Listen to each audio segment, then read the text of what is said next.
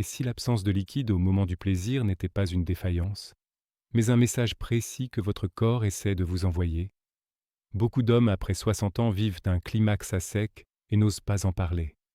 Aujourd'hui, je vous montre ce que cela signifie vraiment, ce qui est bénin, ce qui mérite un contrôle médical, et surtout ce que vous pouvez faire dès cette semaine pour reprendre confiance et vivre une intimité sereine. Nous allons décoder la différence entre plaisir et expulsion, comprendre le rôle d'une petite porte à la sortie de la vessie, passer en revue les médicaments et interventions qui changent parfois la direction du flux, puis voir quand une obstruction ou un déséquilibre hormonal peut entrer en jeu. Mon but, vous informer sans alarmisme, vous donner des repères clairs et un plan simple à appliquer. Si la santé masculine vous tient à cœur, abonnez-vous à Dr Raphaël Cruz et activez la cloche. Chaque semaine, vous recevez des conseils médicaux clairs, pratiques et respectueux pour mieux comprendre votre corps et agir avec confiance. Quand on parle d'orgasme, on mélange souvent deux phénomènes différents. Le premier, c'est la sensation de plaisir, pilotée par le cerveau et les nerfs. Le second, c'est l'éjaculation, c'est-à-dire l'expulsion du liquide fabriqué par la prostate et les vésicules séminales. Habituellement, les deux surviennent ensemble, ce qui donne l'impression d'un seul événement. En réalité, ce sont deux mécanismes séparés. C'est pour cela qu'on peut ressentir un orgasme parfaitement net, sans voir de liquide.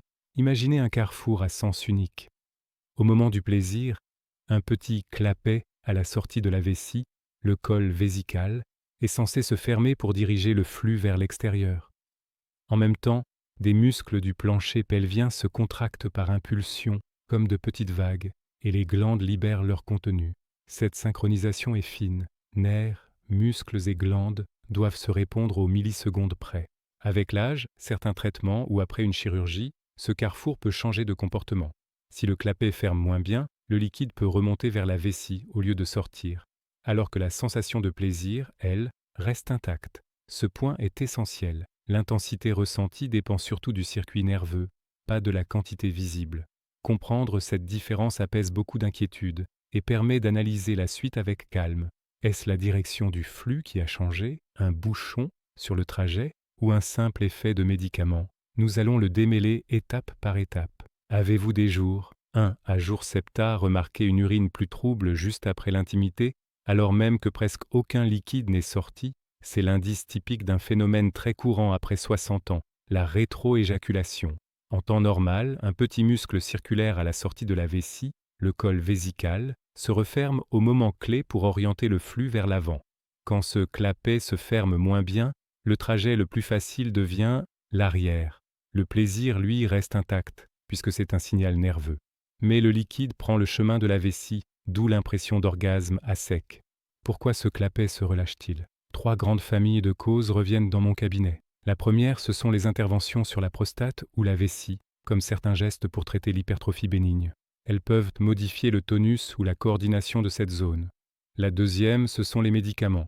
Les alpha-bloquants utilisés pour soulager les symptômes urinaires, par exemple contre un jet faible ou des levées nocturnes, détendent volontairement ce muscle et peuvent faciliter le reflux du liquide. Certains traitements psychotropes agissent aussi sur les voies nerveuses impliquées. Enfin, la troisième famille concerne les atteintes neurologiques, notamment la neuropathie liée à un diabète ancien ou mal équilibré.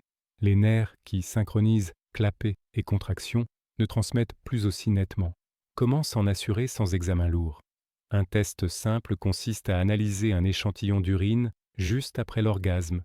Y retrouver des spermatozoïdes confirme que le flux est parti en arrière. Et ensuite, la bonne nouvelle, c'est qu'on dispose de leviers. On commence par revoir l'ordonnance avec le médecin. Parfois, un changement de molécule ou d'horaire suffit à améliorer les choses. Dans certains cas sélectionnés, des médicaments qui tonifient le col vésical peuvent être proposés, en tenant compte des contre-indications. Et si un projet de fertilité est d'actualité, il existe des solutions pratiques, comme la récupération de spermatozoïdes dans l'urine préparée.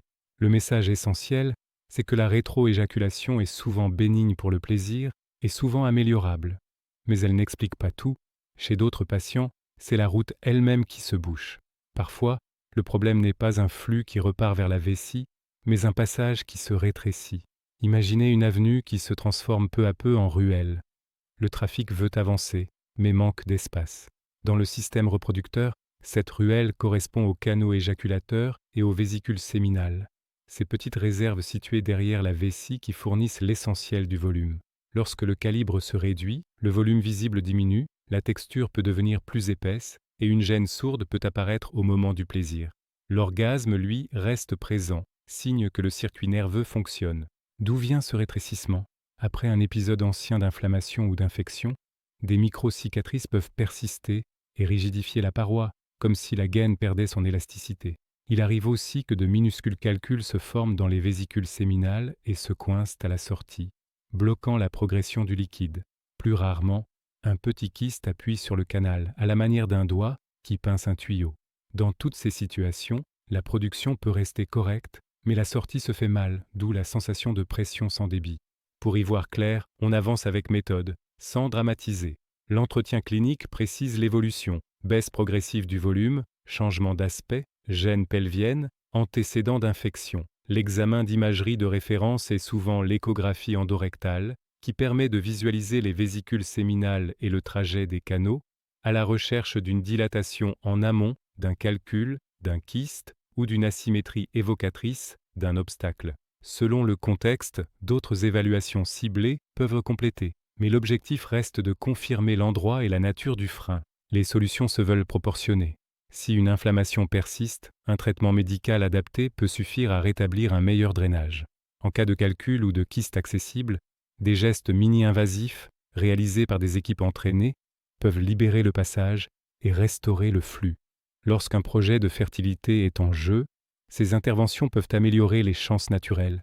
Sinon, elles visent surtout à soulager la gêne et à redonner de la cohérence à l'expérience intime. L'essentiel est là, identifier calmement l'obstacle, le traiter quand c'est pertinent, et rappeler que la qualité du plaisir ne dépend pas uniquement de la quantité visible, mais d'un ensemble de mécanismes que l'on peut rééquilibrer. Quand le volume change, beaucoup pensent immédiatement aux hormones. C'est compréhensible, mais ce n'est pas toujours la bonne piste. L'hormone qui occupe le devant de la scène chez l'homme, c'est la testostérone. Elle influence le désir, l'énergie, la masse musculaire, la qualité des érections et plus largement, le tonus vital. En revanche, le volume de l'éjaculat dépend surtout des glandes accessoires, vésicules séminales et prostate, qui fabriquent la plus grande part du liquide. C'est une nuance essentielle. Une baisse de testostérone peut fatiguer l'envie ou la fermeté, sans forcément expliquer à elle seule un climax à sec. Avec l'âge, le corps ajuste ses réglages. Les tissus glandulaires peuvent produire un peu moins, la coordination nerveuse peut devenir moins précise, et certains traitements pris pour la prostate, la tension ou l'humeur viennent moduler ces circuits. Le résultat est souvent multifactoriel. C'est pourquoi, plutôt que de chercher une cause unique dans le sang, il faut replacer l'hormonal dans un tableau global. Symptômes sexuels, énergie au quotidien, sommeil, poids, activité physique, médicaments en cours et antécédents urologiques. Cette mise en perspective évite les raccourcis et permet de décider s'il est pertinent de doser les hormones, et surtout lesquelles, au bon moment de la journée. Si un véritable hypogonadisme est identifié, un traitement peut améliorer l'énergie, le désir et le confort de vie, mais il doit être proposé pour les bonnes raisons, après un bilan complet et avec un suivi sérieux.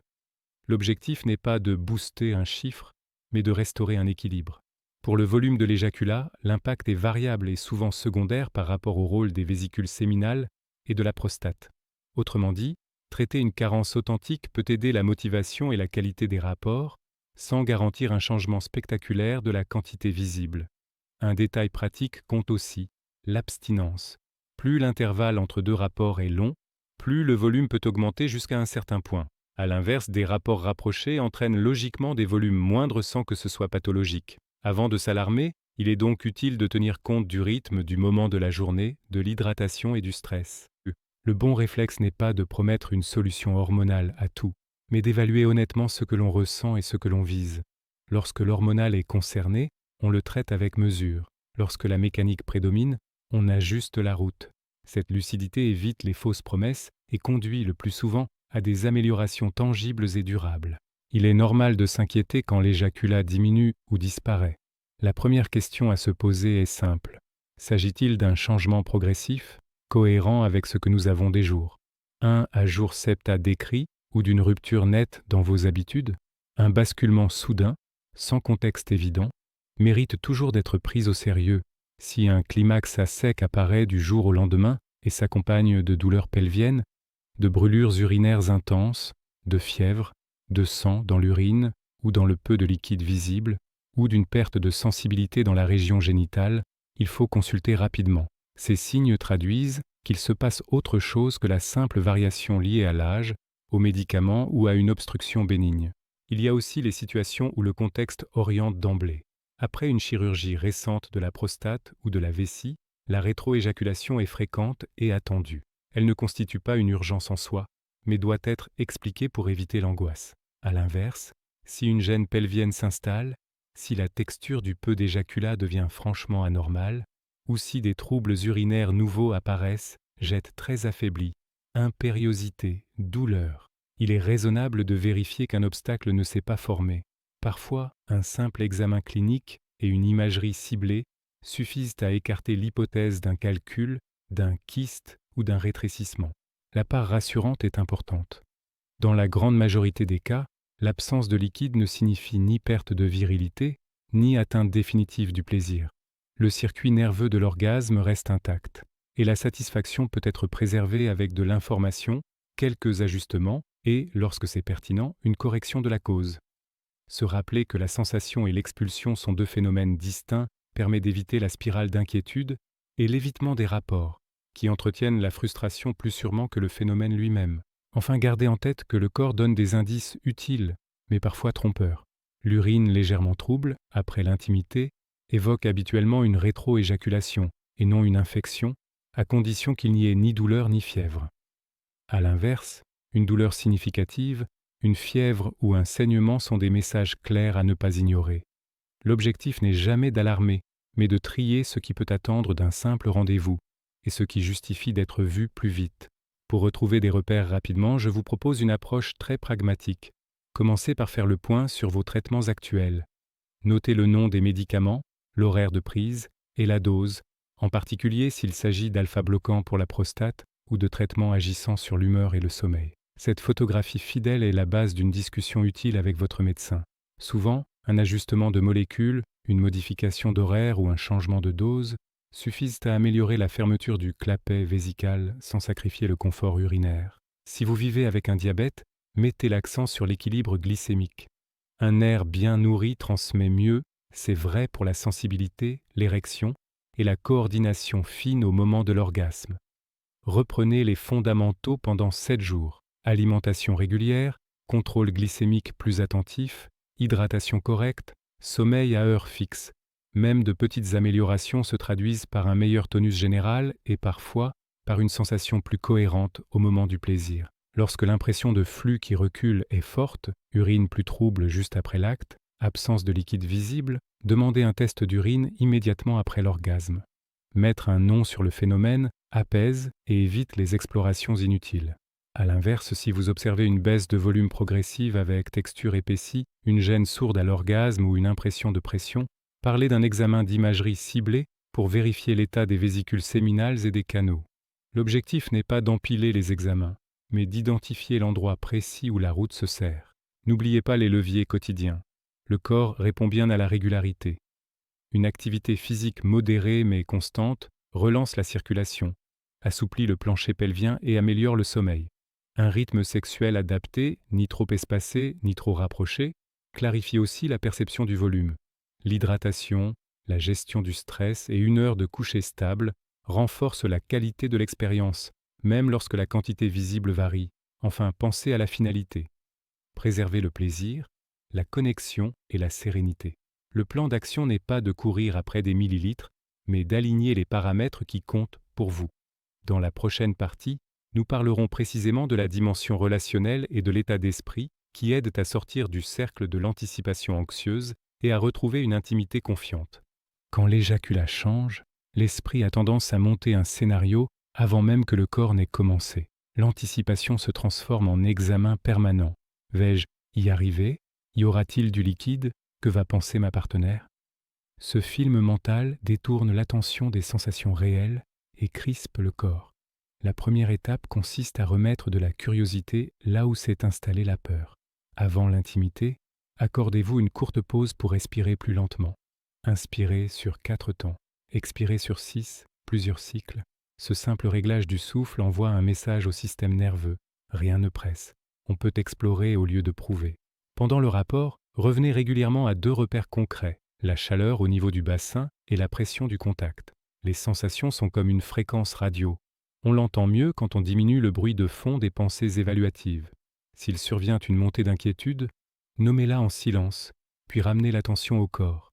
Cette micro-manœuvre suffit souvent à empêcher l'engrenage des comparaisons. La relation joue un rôle décisif. Beaucoup d'hommes se taisent pour protéger l'autre, alors que le silence entretient l'incompréhension.